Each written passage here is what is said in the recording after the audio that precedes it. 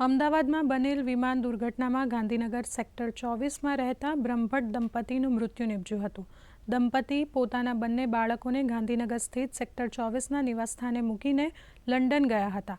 આ દંપતીનું DNA match થતાં તેમના પાર્થિવ દેહને આજે તેમના નિવાસસ્થાને લાવવામાં આવશે. દંપતીનું મૃત્યુ નિપજતા પરિવારમાં શોકનો માહોલ છવાયો હતો.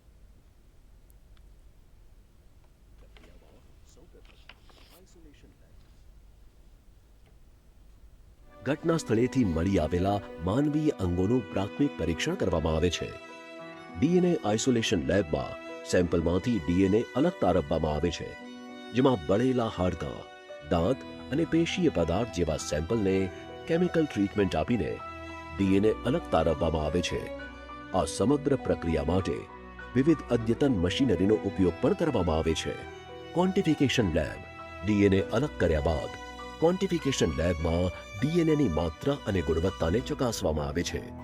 આ પ્રક્રિયામાં આરટીપીસીઆર, લિક્વિડ હેન્ડલિંગ જેવા અદ્યતન સાધનો ઉપયોગમાં લેવામાં આવી રહ્યા છે. પીસીઆર લેબ સેમ્પલમાંથી તારવી લેવામાં આવેલા ડીએનએની માત્રા વધારવા માટે પીસીઆર પદ્ધતિના ઉપયોગથી થર્મલ સાયક્લર મશીન દ્વારા આ લેબમાં ડીએનએની માત્રા વધારવામાં આવે છે. આ પ્રક્રિયા દરમિયાન વિવિધ એસટીઆર કિટનો પણ ઉપયોગ કરવામાં આવે છે. સિક્વન્સિંગ લેબ અત્યાર સુધીના વિવિધ તબક્કામાંથી પસાર થયેલા ડીએનએ સેમ્પલો આ લેબમાં અંતિમ તબક્કા માટે આવે છે. આ લેબમાં ડીએનએ સેમ્પલને સિક્વન્સિંગ મશીનમાં રન કરવામાં આવે છે, જેના દ્વારા પ્રાપ્ત થતા પ્રાથમિક ડેટાના આધારે એફએસએલના સિનિયર સાયન્ટિસ્ટ દ્વારા ડીએનએ પ્રોફાઇલ તૈયાર કરવામાં આવે છે.